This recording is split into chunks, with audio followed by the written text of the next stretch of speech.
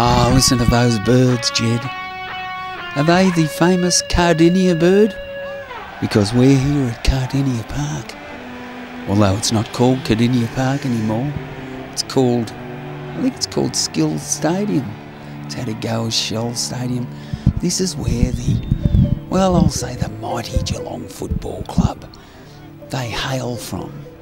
You can see behind me there as I stand up, that new stand over there, I think it's called not quite sure what that stand's called, but what it used to be was just a wing where people stood up till a couple of years ago, and they've been building that stand for the last 2 years, and the last 2 times St Kilda's played down here, they haven't actually had a scoreboard at all, because the old scoreboard used to be there.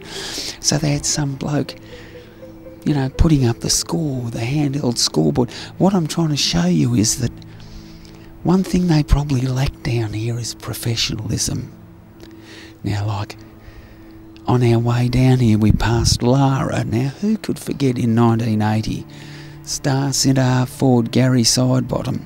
Geelong team bus leaves here for the preliminary final at Waverley against Collingwood. They're going to pick up Sidey at the Lara turn-off. They get there at about 12:30. No sign of Sidey. This is a preliminary final I'm talking about. No sign of Sidey. They wait for 10 minutes and think, oh well, we better keep going now. Maybe he's driven his own way there. Meanwhile, Sidey's a kilometre up the road in his house waiting for them to come and pick him up, thinking, where are these mongrels? Now, this other bloke called Peter Johnson had just downed his 3rd can of beer and his 2nd pie. He's thinking, I'm not playing today, I'm an emergency, I'm all right. They get to the ground at Waverley. Sidey's not there.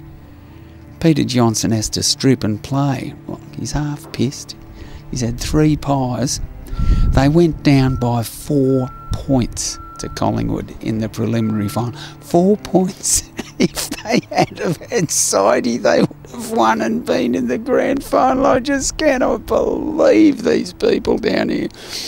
When I was growing up, we always said Geelong is 15 years behind the times. Like, you come down here and when we were wearing our bell-bottom jeans, the Geelong people still had the old jeans. And then we got onto the tight jeans and they were wearing the bell-bottom jeans.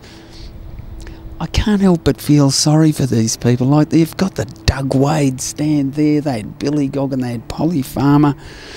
They're actually trying to make this ground look like well, it's a beautiful ground, I'll give it to them for that, but like, they haven't had to do anything. They've had 7 father and son champions in the last 5 years. We nearly got knocked over by 4 of them in the car park coming in.